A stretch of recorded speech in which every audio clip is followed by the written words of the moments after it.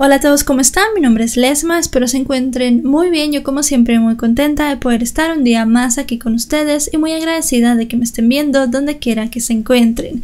El día de hoy vamos a hablar de un caso que sucedió en Brasil e involucra a un futbolista que en su momento fue muy conocido en ese país. Acompáñenme a ver todos los detalles.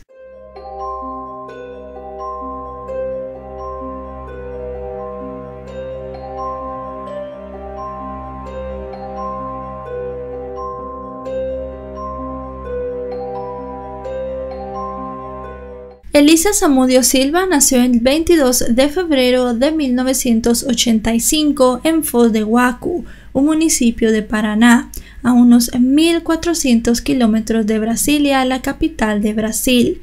Su padre, Luis Carlos Samudio, trabajaba como arquitecto y por su parte su madre, una mujer llamada Fátima Silva, era granjera. El matrimonio entre Luis Carlos y Fátima no duró mucho ni tampoco fue muy feliz. Ellos se separaron cuando Elisa tenía solamente 6 meses. Luis Carlos era un hombre muy violento, le pegaba a su esposa y en muchas ocasiones llegó a amenazarla de muerte. Cuando Fátima decidió dejarlo, él no dejó que ella se llevara a su hija. La llegó a amenazar diciéndole que la única manera en que se la llevaría era muerta, por lo cual Fátima llegó a hacer su vida en otro lugar.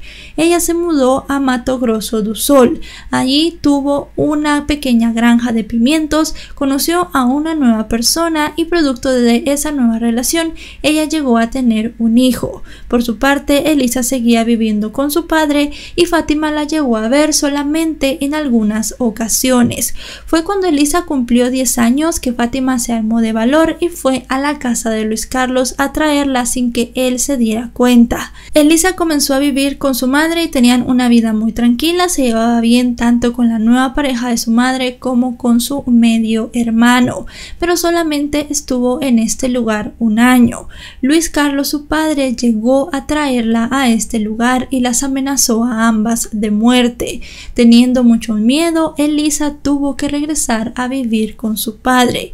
Ella no quería estar allí porque este hombre era muy violento y cuando Elisa llegó a la adolescencia, él comenzó a prostituirla entre sus amigos a cambio de pequeñas cantidades de dinero. Fue por todo esto que cuando Elisa cumplió 18 años decidió dejar a su padre y se mudó a Sao Paulo. El sueño más grande de Elisa era ser modelo y además de eso también tenía la ilusión de poder casarse con un futbolista. Desde pequeña tuvo mucha afición por este deporte y tenía mucha admiración por las personas que lo practicaban, así que realmente su sueño de toda la vida era conocer a un futbolista del cual se enamoraría y tendría una familia feliz, algo muy diferente a la niñez que ella había tenido. Llegó a Sao Paulo, no conocía a nadie y además tenía muy poco dinero. Esperaba encontrar un trabajo que le diera lo suficiente para vivir mientras ella comenzaba a ver cómo podía hacer despegar su carrera, pero las cosas salieron todo lo contrario a lo que ella esperaba. No encontró trabajo y comenzó a quedarse sin dinero. Además de eso, no conocía a nadie, así que comenzó a ejercer la prostitución para poder vivir en este lugar. Además de eso, se sabe que Elisa participó en algunos videos pornográficos. Paralelo a esto, ella seguía intentando impulsar su carrera como modelo. Llegó a ser modelo de algunas pasarelas y además de eso de algunas revistas editoriales. Adicional a esto, llegó a aparecer en algunos eventos como Edecán, eventos casi siempre que estaban destinados al mundo del fútbol. En estos eventos ella llegó a conocer a algunos deportistas, algunos muy conocidos y otros no tanto. Uno de estos futbolistas era Bruno Fernandes de Souza, nacido en 1984 en Belo Horizonte, en Brasil. Él jugaba la posición de portero. Realmente no se sabe cuándo se conocieron Elisa y Bruno porque hay varias versiones de todo esto. Ni siquiera el mismo Bruno ha podido dar una fecha y un lugar exacto. Muchas personas dicen que ellos se conocieron en el año 2008 mientras estaban en una barbacoa. Bruno ha dado dos versiones. La primera es que en efecto cierto, la conoció en una barbacoa, pero fue en el año 2009. Y luego de eso llegó a decir que la había conocido en una fiesta sexual que se realizó en casa de uno de sus amigos, también futbolista, en el mes de mayo del año 2009. Realmente no se sabe bien cuándo sucedió todo este primer encuentro, pero lo que sí es certero es que en esa fiesta sexual a la que hizo referencia Bruno, los dos estaban, y además de eso mantuvieron relaciones sexuales. Bruno llegó a decir que utilizaron protección, pero que en cierto momento de la relación el condón se rompió. Esto va a ser bastante importante más adelante. Luego de esa fiesta ellos comenzaron a tener una relación extramatrimonial porque en ese momento Bruno estaba casado. También se sabe que él jugaba para un club muy importante en Brasil llamado Flamengo, así que realmente no estaba buscando una relación muy seria con Elisa, ya que no se vería muy bien en los medios que él tuviera un amante o que dejara a su esposa por otra mujer. Pero contrario a lo que él le decía a las personas que conocía y a lo que le recomendaban las personas que lo conocían, él le decía otras cosas muy diferentes a Elisa. Le llegó a prometer incluso que se separaría de su esposa. En la relación que tuvieron Elisa y Bruno, él la visitaba durante varios días en su casa, se quedaba allí muchas noches con ella, pero se trataba de no ser visto en público con la chica. La relación solamente duró unos meses porque en octubre de ese mismo año 2009, Elisa le dice a Bruno que está embarazada. Ellos siempre que mantenían relaciones sexuales utilizaban protección, pero Bruno recordó aquella noche en la fiesta sexual en donde se le había roto el condón y los dos asumieron que había sido en ese momento que ella había quedado embarazada. Bruno no tomó nada bien esta noticia. Como les dije y les vuelvo a repetir, él estaba casado, pero además de eso también se le conocía por tener varias aventuras con diversas mujeres. Así que para él en ese momento Elisa solo era una mujer más y no quería tener ningún compromiso con ella. Él le dijo que abortara e incluso llegó a pagarle a algunas personas para que se acercaran a Elisa y le pudieran hacer entrar en la cabeza la idea de que abortara al bebé, pero ella realmente no quería. Ella quería continuar con su embarazo y llegar a ser madre, por lo cual hubo muchas peleas entre Bruno y ella, y al final esta relación de amantes que tenía llegó a su fin. Ese mismo mes de octubre, cuando Elisa le anunció su embarazo a Bruno, ella también fue a la policía a poner una denuncia. La denuncia fue por intento de secuestro, agresión y amenazas. Elisa había salido a la luz en los medios como la amante de Bruno Fernández.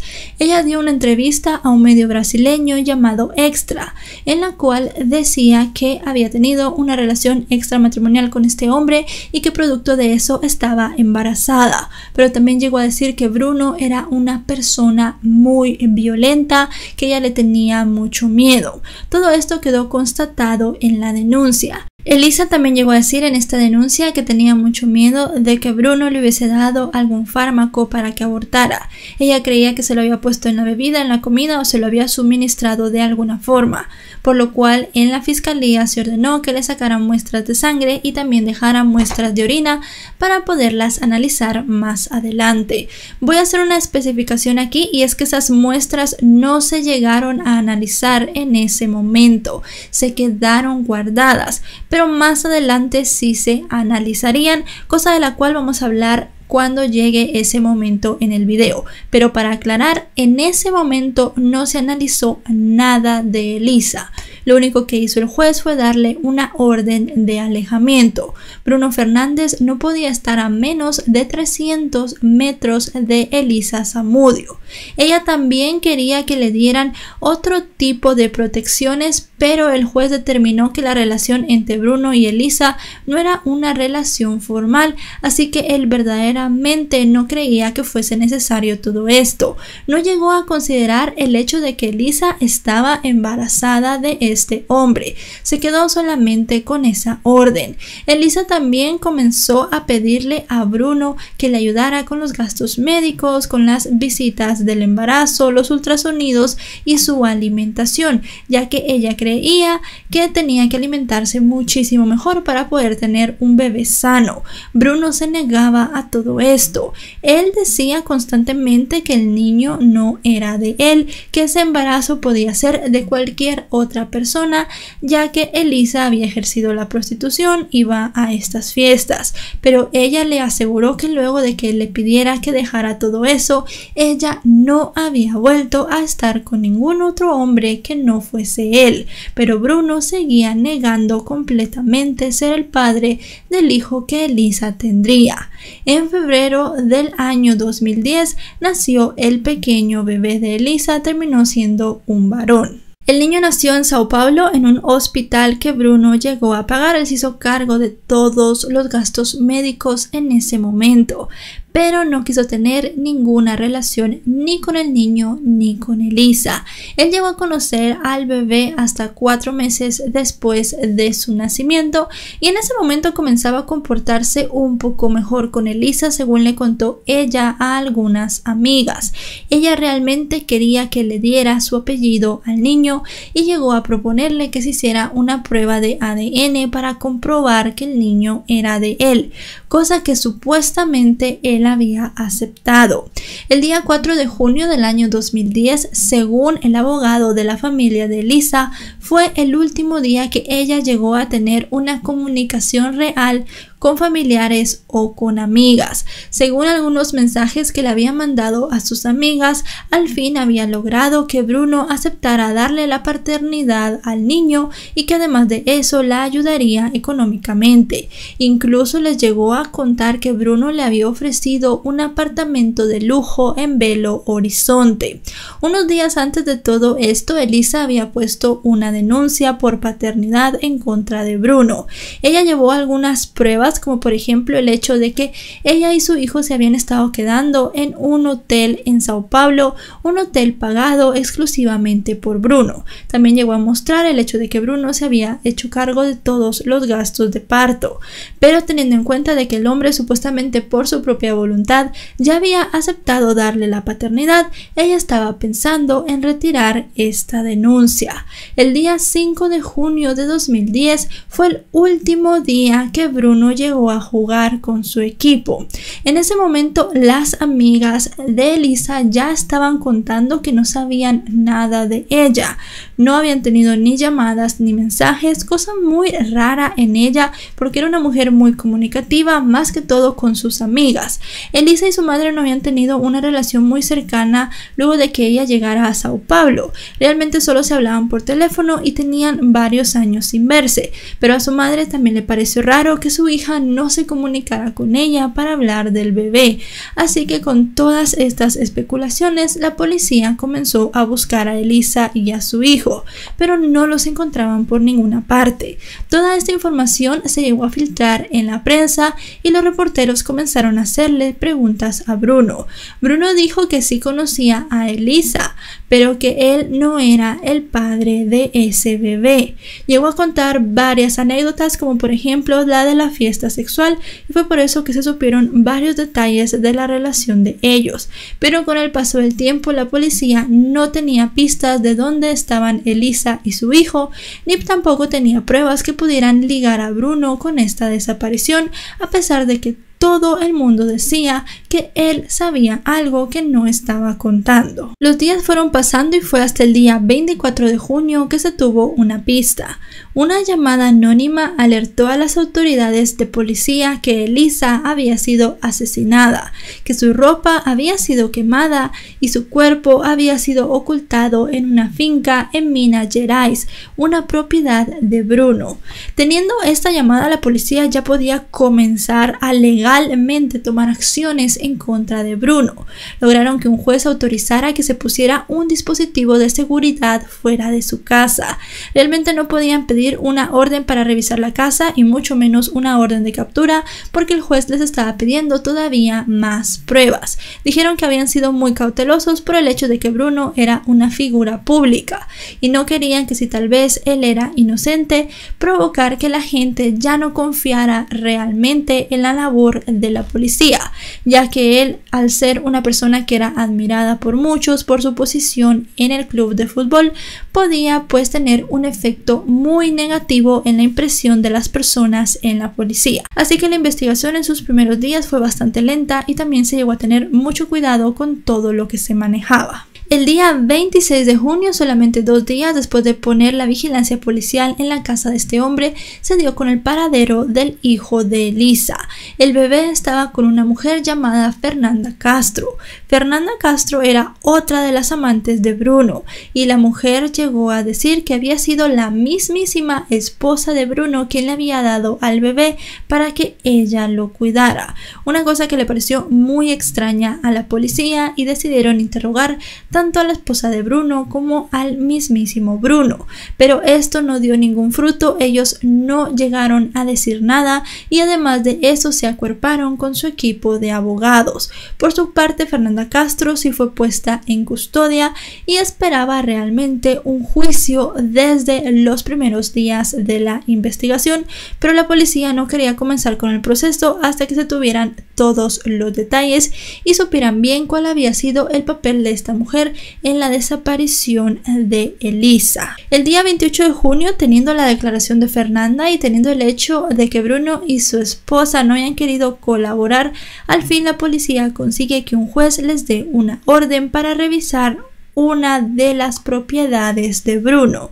En esta propiedad se llegó a encontrar ropa de mujer, objetos de niños y pañales. Unos días después se revisó un automóvil Range Rover propiedad de Bruno. En este se encontraron rastros de sangre, la cual dio positivo al ADN de Elisa. También se encontraron unas sandalias negras de tacón alto y un par de gafas. Ambos objetos fueron mostrados a amigas de Elisa y las amigas rápidamente dijeron que pertenecían a ella. Con todo esto, la policía tenía muchas pruebas que apuntaban a que Bruno Fernández tenía algo que ver con la desaparición de Elisa, pero de nuevo no había nada en concreto, así que el juez no llegó a autorizar que se girara una orden de captura en contra de él. Pasaron más días todavía y fue hasta el 6 de julio de ese año 2010 que se tuvo una pista muy importante. Se tuvo la pista más importante en todo este caso. La policía arrestó a un adolescente, a un menor de edad de 17 años llamado Sergio. Sergio era primo de Bruno y tenía una historia muy interesante que contar. Sergio dijo que él había participado junto con el mejor amigo de Bruno y con otro hombre que era un asesino a sueldo en la muerte de Elisa. Dijo que el autor intelectual de todo había sido Bruno Fernández, que quería deshacerse de la mujer porque lo estaba presionando demasiado y que tenía miedo que hablara con más medios todavía y que eso terminara arruinando su carrera. Sergio dio una declaración muy detallada de todo lo que había pasado. Los primeros días de junio, según contó Sergio, de ese año 2010, Bruno citó a Elisa en una de sus propiedades en Minas Gerais. Supuestamente querían hablar de la pensión del niño, de la prueba de paternidad y del reconocimiento para que Bruno ya le diera el apellido al bebé. Elisa no tenía vehículo, así que le dijo que enviaría a alguien a recogerla. Esa persona fue el mejor amigo de Bruno, Luis Enrique Ferreira, alias Macarrón. El verdadero objetivo de todo esto no era llevar a Elisa para que hablara con Bruno, sino que era el de secuestrarla y quitarle la vida para que ya no hiciera ninguna denuncia ni le pidiera pruebas de paternidad ni tampoco le pidiera manutención para el niño a Bruno. En el automóvil iban Elisa, el bebé, este hombre alias Macarrón y además de eso Sergio. Sergio tenía una pistola que le habían dado. Él llegó a forcejear con Elisa y Elisa logró quitarle el arma.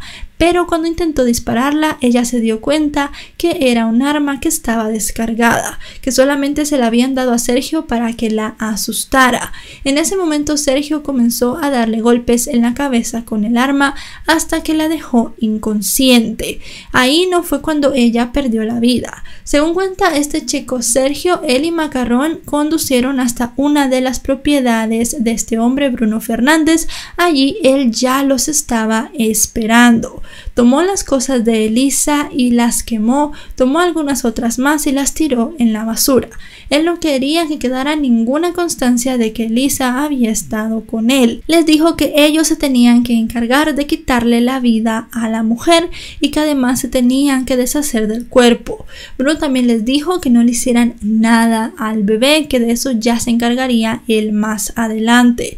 Según contó Sergio, luego de darle estas instrucciones, el hombre voló de regreso a Río de Janeiro. También dijo Sergio que les había dado una cantidad de dinero, lo que en este momento podrían ser alrededor de $1,700 más o menos a cada uno.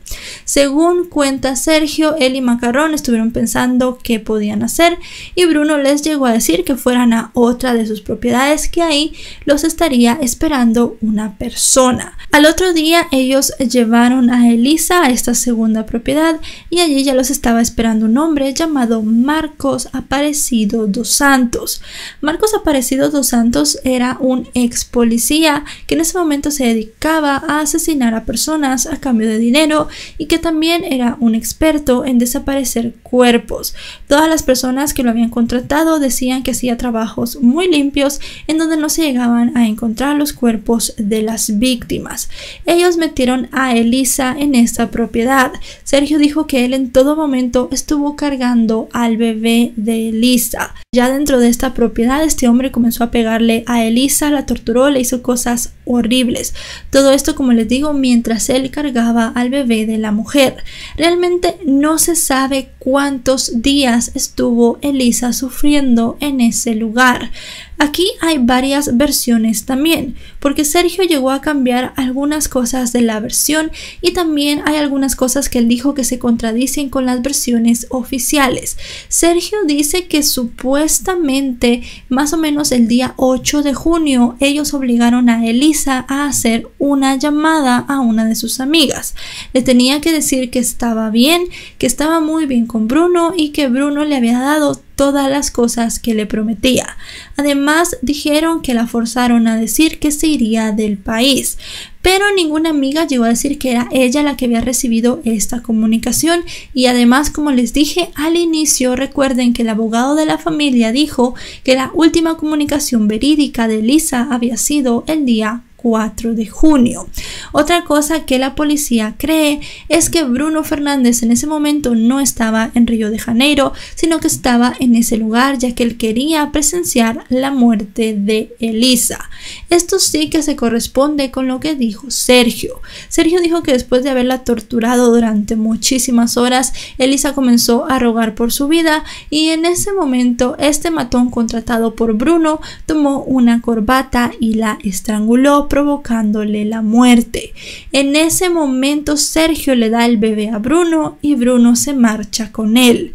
Luego de que Bruno se marchara, este sicario contratado por él comenzó a cortar el cuerpo de Elisa en diferentes pedazos. Tomó estos pedazos, los puso en una bolsa negra y se acercó a 4 perros rottweilers que estaban cerca del lugar.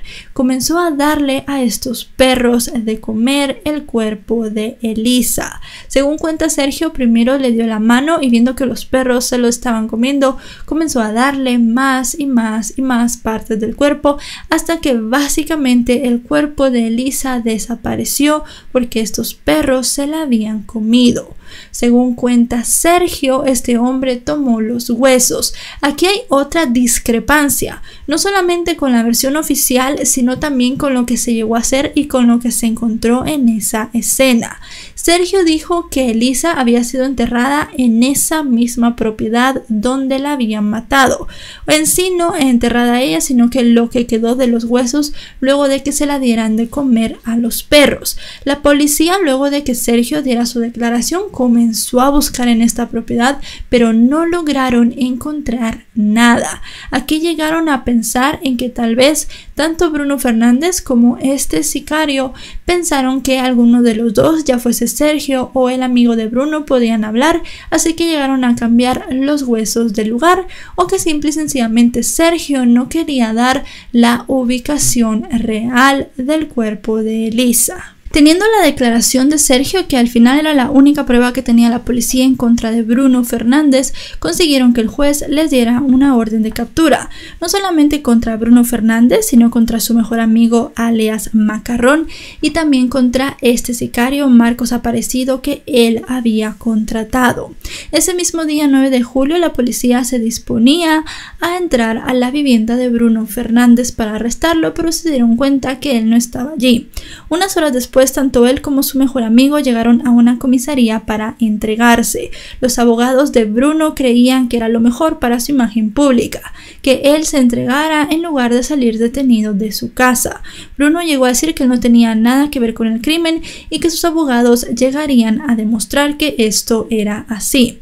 El día 9 de julio el Club de Fútbol Flamengo no llegó a despedir a Bruno Fernández, ni tampoco lo hizo el día 10. Ellos estaban esperando que el proceso se asentara más, y fue hasta el día 15 de julio que él llegó a ser despedido de este club de fútbol, ya que, como había dicho que era inocente, los directivos pensaron que era bueno esperar unos días para ver si él estaba diciendo la verdad. Pero mientras pasaban los días y él seguía en la cárcel, decidieron que quitarle su contrato era lo mejor.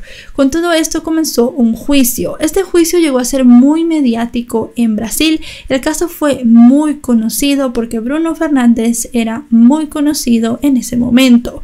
Además de eso, las cosas que este chico Sergio habían contado llegaron a aparecer en las portadas de muchos periódicos y también en los titulares de muchos medios televisivos. Todo el país estaba muy pendiente de qué iba a suceder en el juicio, pero también estaba muy pendiente de si al final la policía encontraría a Elisa de alguna forma, si encontrarían así sea el más mínimo resto o alguno de sus huesos. Mientras se daba el juicio, la familia de Elisa llegó a pelear por la custodia del bebé de ella.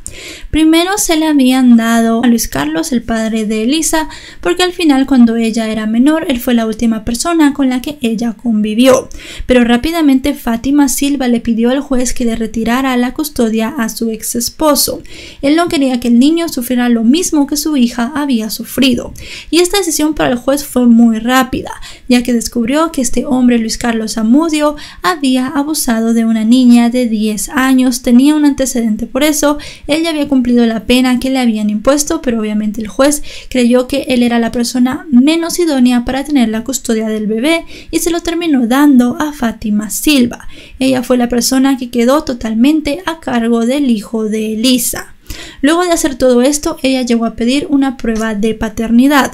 La prueba de paternidad confirmó que el bebé de Elisa Zamudio era hijo de Bruno Fernández. Con todo esto, las cosas en el juicio se iban cerrando cada vez más para Bruno, pero la policía necesitaba encontrar el cuerpo de Elisa. Se llegaron a buscar en muchos lugares algún resto o algo que pudiera dar con el paradero de donde estas personas habían enterrado lo que quedó de Elisa Zamudio, pero la policía no llegó a encontrar nada en todas estas búsquedas. Fue por esto que los implicados llegaron a pedir algunos amparos para poder salir de la cárcel.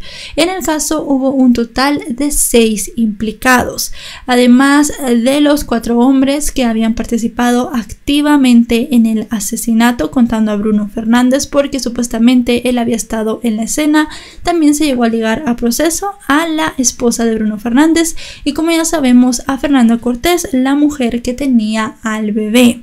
Luego de algunos meses de estar escuchando a testigos y de estar viendo pruebas, se llegó a una decisión en algunos de los juicios. Los primeros que recibieron su condena fueron Marcos Aparecido. A él se le dieron 19 años por asesinato y 3 por ocultación de cadáver, para un total de 22 años. Fernanda Gómez fue sentenciada a 5 años de prisión porque ella sabía del crimen y no dijo nada a la policía, y además de eso porque había retenido al hijo de Elisa Zamudio.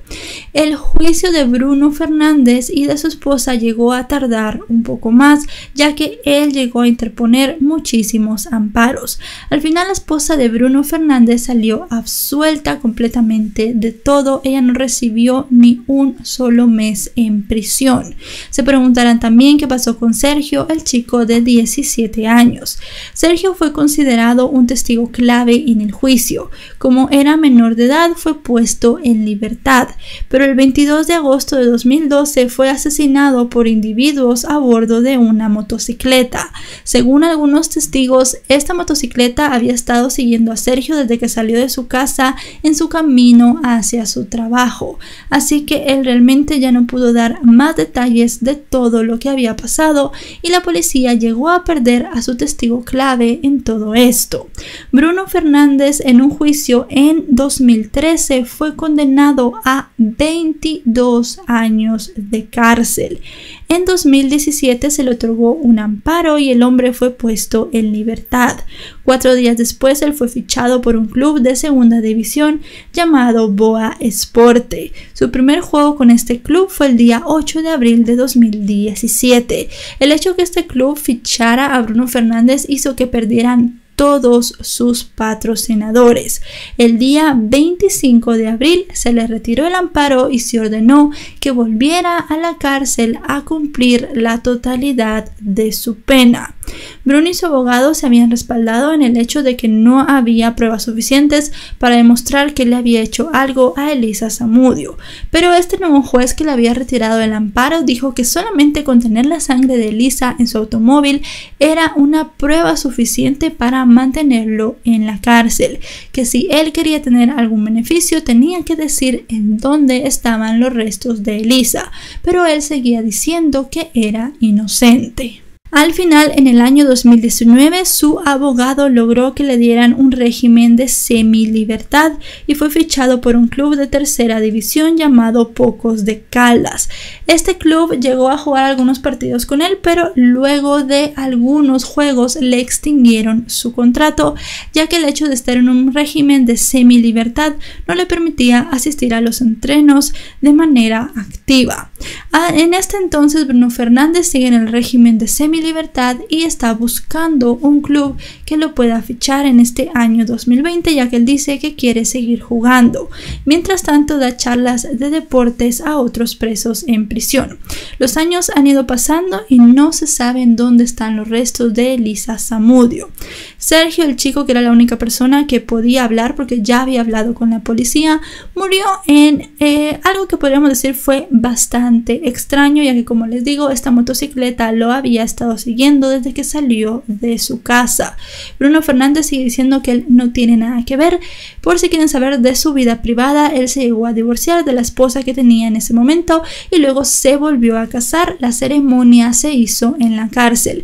Con este régimen de semilibertad, él básicamente está viviendo una vida, vamos a decirlo así, casi normal. Tiene una esposa, sale, entra de la cárcel, puede ir a pasear y hacer alguna que otra cosa, puede encontrar un trabajo, mientras que la madre de Elisa Zamudio sigue buscando los restos de su hija para poderle dar una tumba en cual irla a visitar. Ella sigue criando a su nieto y está tratando de darle la vida más normal posible y obviamente mantener su identidad en el anonimato para que este tipo de cosas no lo lleguen a afectar cuando él comience a crecer, a utilizar las redes y todo esto. Hasta ahora, si bien se cree que hubo justicia para Elisa, para su madre todavía hay algo que no le deja cerrar este capítulo, y es que ella quiere encontrar a su hija. Y bueno, chicos y chicas, hasta aquí el video de hoy. El caso está resuelto, pero hay una gran pregunta en el aire y es en dónde están los restos de Elisa Zamudio. Su madre quiere tenerlos para darle un final a todo esto. Era una mujer muy joven que estaba empezando su vida, quería tener a su hijo y Bruno Fernández creyó que era una amenaza para la vida que él tenía en ese momento y decidió que él tenía el poder de quitarle la vida a ella. Un caso muy triste y también muy impactante por lo que se contó y por la versión oficial. Si bien no hay pruebas de todo lo que dijo este chico Sergio, la policía tomó todo lo que él dijo como la versión oficial de los hechos. Y hasta ahora pues sigo buscando el lugar donde este hombre, este asesino a sueldo, dejó los huesos de Elisa porque Bruno Fernández se lo pidió. Bastante triste, déjenme saber en los comentarios qué opinan del caso y también si quieren recomendar algún otro caso lo pueden dejar por allí. Recuerden seguirme en mis redes sociales, aparezco en todas como LesmaVR y también recuerden suscribirse a este canal para estar atentos de cuando suba un nuevo video. Les llegará una notificación si están suscritos y tienen la campana activada. Nos vemos hasta otro caso. Adiós.